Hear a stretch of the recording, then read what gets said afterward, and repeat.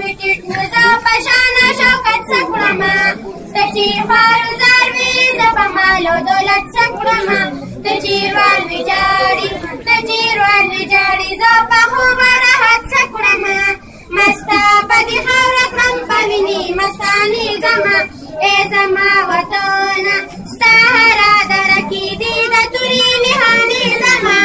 ای زما وطنه عقل مې ایرېشه ستا دپاره د فکرونو نه سترګې مې قربان شه ستا لپاره د سوچونو نه زار شمه قربان شم زار شمه قربان شم ستا د خاورې د کورونو نه ای زما وطنه ستا غله کې پرتې دي ټولې تلې زمانې زما ستا هره دره کې دي د تورې نښانې زما